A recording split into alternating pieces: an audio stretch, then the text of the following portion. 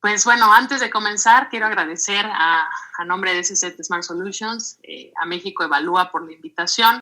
Saludo a mis compañeras y compañeros panelistas. Es un gusto coincidir en este tema fundamental para nuestro país. He titulado mi participación como Regulaciones Transformativas, la nueva visión de la mejora regulatoria ante la nueva normalidad. Dicho esto, he enfocado mi participación en tres grandes temas. El primero, y bien lo comentaba Viviana, ¿cuáles son las afectaciones económicas y sociales que nos dejó el COVID? El segundo, ¿cuál es el contexto regulatorio en el que nos toma la pandemia? Y finalmente, ¿cómo la mejora regulatoria puede ser esa política que no solamente detone la recuperación, sino que nos lleve a esta nueva normalidad entendida como un desarrollo económico y social sostenible? Dicho esto, el primer punto que quiero revisar son los efectos económicos y sociales dado el COVID. ¿Qué vino a traer la pandemia? En cuanto a la dinámica económica, percibimos un impacto mixto. Por un lado, estamos teniendo un choque en la oferta. ¿Qué significa? Están disminuyendo los bienes y servicios en la economía. ¿Por qué? Pues debido a las medidas regulatorias de confinamiento al aforo, horarios de establecimientos. ¿Y qué tenemos del otro lado? Hablemos de un choque en la demanda. ¿Por qué? Porque la gente está dejando de tener ingreso. ¿Por qué? Por el desempleo. Ambos fenómenos pronostican, y ya lo comentaban anteriormente mis compañeros panelistas, una caída del PIB que va desde el 8 hasta el 11% estimado. ¿Eso qué quiere decir? Voy a analizar dos cosas importantes aquí. Una, 6 de cada 10 empresas tuvieron que hacer un paro técnico y de esas 6, más del 90% fueron microempresas. Nos están orillando en México a 3 millones de personas desocupadas. Y digo, la pregunta natural es, ¿qué pasa con estas personas? O sea, muy probablemente se estén acomodando a un mercado informal, que digo, sabemos por definición es menos productivo. De hecho, el Coneval estima que el número total de personas en situación de pobreza por ingreso podría llegar a 10 millones de nuevos pobres. Digo, y viendo estos datos, es normal preguntarnos si se pudieron haber mitigado estos efectos de alguna forma, si la política de mejora regulatoria prepandemia nos hubiera ayudado a reaccionar mejor pues, ante estos y otros efectos que indudablemente han permeado demasiado en nuestro país. Y la respuesta es un contundente no. Los gobiernos no han sabido implementar y operar una política que al final tiene como eje estructural la simplificación y la innovación en una política de burocratización del Estado mexicano. Perdón, pero ¿por qué lo digo? Normativamente hablando, hay estados y municipios que aún no saben cómo implementar la Ley General de Mejora Regulatoria. Digo, si bien hay que aplaudir este gran logro, pues no podemos seguir creyendo en este punto post-COVID que pues, con solo tener una ley o un reglamento en donde se están promoviendo herramientas como el SARE, pues ya podemos habernos deshecho de toda la tramitología, ¿no? O sea, no podemos seguir creyendo esto. Vean, por ejemplo, el siguiente dato que nos regala el Observatorio Nacional de Mejora Regulatoria en su último ejercicio del 2019. El observatorio evalúa 88 municipios. 88 municipios que son los más avanzados del país en mejora regulatoria. Estos municipios solo alcanzaron una calificación promedio de 30% de un estándar, de un ideal que evalúa. Digo, esto, hablemos de otro punto. Las autoridades encargadas de mejora regulatoria. 11 estados, o sea, un tercio de nuestro país, aún no tiene una autoridad de mejora regulatoria con la autonomía y jerarquía necesaria que se necesita para estar implementando la política. Veamos otro dato importante, el siguiente pilar, las herramientas. ¿Cómo están las herramientas? Tristemente son inexistentes para la ciudadanía.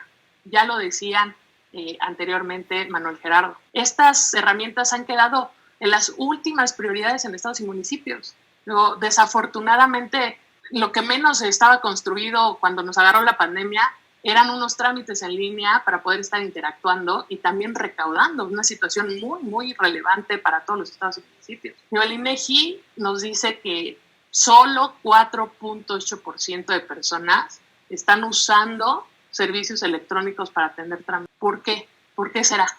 La mitad de la población está diciendo esto, justamente que está sufriendo a la hora de hacer un trámite por diferentes obstáculos. Digo, la pregunta es, ¿nos agarró la pandemia con los dedos en la puerta? Sí y no.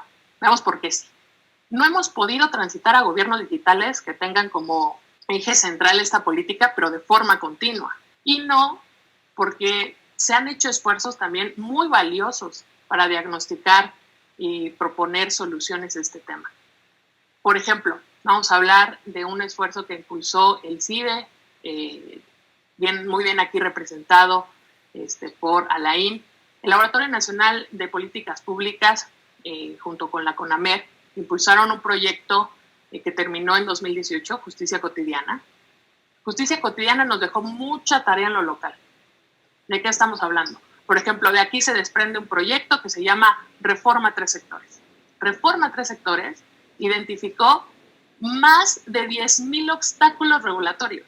Y no solo eso, les marcó una guía de más de 2,800 recomendaciones. O sea, no solamente identificó, les dijo a los estados cómo hacerlo. Digo, Mafer Ballesteros aquí también en el panel no me dejará mentir, estas mesas son riquísimas en el análisis. También estuvo participando México Evalúa. Ya sabemos qué nos duele en lo local, ya lo sabemos de muchas maneras, pero ¿qué sigue? ¿Cómo vamos a pasar a la acción? ¿Cuándo lo haremos? Me adelanto al siguiente slide. En la emergencia no fue. Digo, el inicio de la pandemia también ponía a prueba a estados y municipios para poner en marcha ya muchos años de aprendizaje sobre esta política de mejora regulatoria. Y pues les adelanto, solo aquellos estados mejor evaluados, tanto por el Observatorio Nacional de Mejora Regulatoria u otros indicadores en la materia, fueron los únicos que pudieron responder a esta emergencia. En SZ, en junio de este año, lanzamos un estudio llamado Del Dicho al Hecho, en donde analizamos la calidad regulatoria de los apoyos estatales que se estaban dando enfocados principalmente a las empresas. Y pues nos dimos cuenta justamente que solamente aquellos que apostaron por la simplificación pues reaccionaron mejor.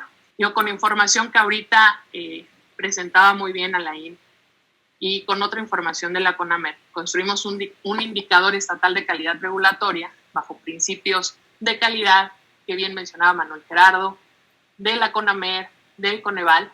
Nos dimos cuenta que el promedio nacional andaba en el 50.41%. Estamos hablando que por más que le apostemos más y más millones al presupuesto enfocado a estos apoyos, estas reglas siguen siendo confusas, no son transparentes, no son eficientes. Y digo, ni hablar de si son digitalizadas, entendiendo que ya es una razón urgente para guardar la sana distancia. Pues el alcance al final no es el prometido. Alguno de los resultados está en el top 3, Yucatán, Zacatecas, Guanajuato. En el fondo hay estados como Durango, Veracruz, Jalisco. Seguramente ahorita Álvaro nos podrá contar alguna de las prácticas que han emprendido en el estado y que los han posicionado hasta este punto. Pero me gustaría mencionar algo importante. Vean la heterogeneidad que existe entre los estados. Vean esa brecha entre el 39.3% y el 92.74%. Tenemos que trabajar muchísimo a nivel subnacional. Con todo esto que hemos revisado, los efectos del COVID, las tareas pendientes en materia de mejora regulatoria y la necesidad urgente de pasar del diagnóstico a la acción, ¿qué sigue?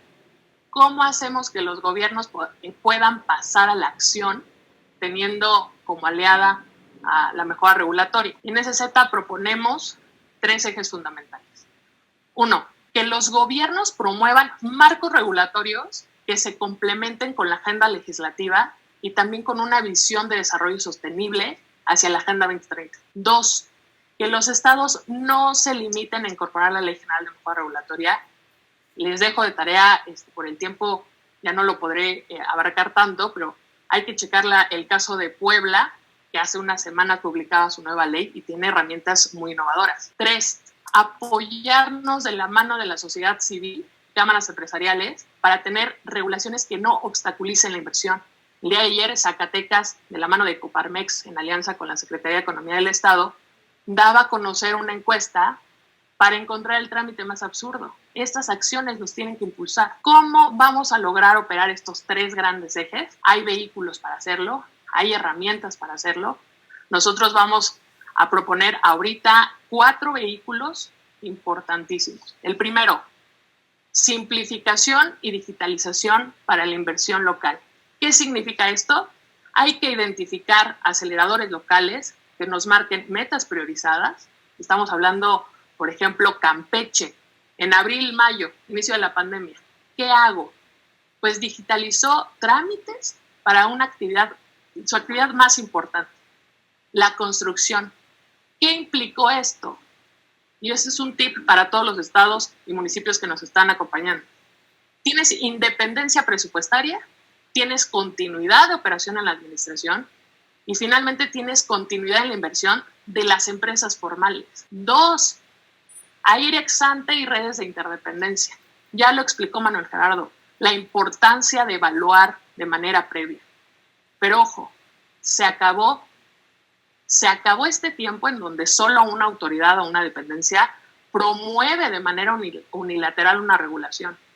Hay que normalizar que el análisis regulatorio justamente incluya un análisis de encadenamiento de los sectores a regular. Por ejemplo, municipio de Querétaro no tiene un proceso de AIR como lo marca la Ley General de Mejora Regulatoria, ajustó el proceso que necesitaba y lo hizo como un mecanismo útil. ¿Para qué? Para estar midiendo el impacto a través de la calculadora SID y con base en ello estar encabezando los esfuerzos. Otro caso rápido que quiero mencionar, Sonora. Sonora hizo una herramienta también similar a la de Querétaro, pero además está incluyendo algo que le está sirviendo mucho.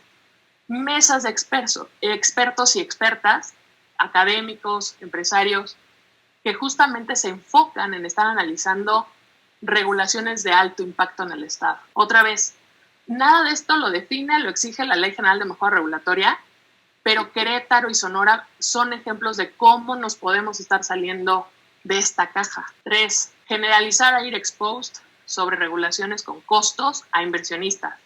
Retomo la participación de Manuel Gerardo. Qué importante es evaluar después de una emergencia. Colima y Yucatán han hecho, por ejemplo, ejercicios ajustados a los objetivos de evaluación que tenían en este momento. Digo, en mi experiencia federal, este mecanismo ha sido muy complejo de implementar. Fue hasta la reforma energética que ya se convirtió en un instrumento más apropiado para las dependencias y para la propia CONAMED. Por ejemplo, Puebla, en su ley, pone una parte de disposiciones de extinción tácita de regulación. Hay que pensar que las regulaciones no son perennes, no son para siempre. 4 y último, lo menciono rápido, sandbox regulatorio y regulación experimental. Que la agenda regulatoria no solo sea un plan programático de lo que las dependencias quieren crear, sino hay que incorporar esta visión, estas metodologías. Hay que hablar de un costo regulatorio desde la planeación para que justamente vayamos descontando de esta bolsa las acciones regulatorias que vamos a estar impactando. Bueno, pues esto resume la visión de CZ, promover este tipo de vías innovadoras que nos regresen que no nos regresen a estos contextos rígidos. Apostemos por más regulaciones transformativas. Muchas gracias por la oportunidad de esta presentación.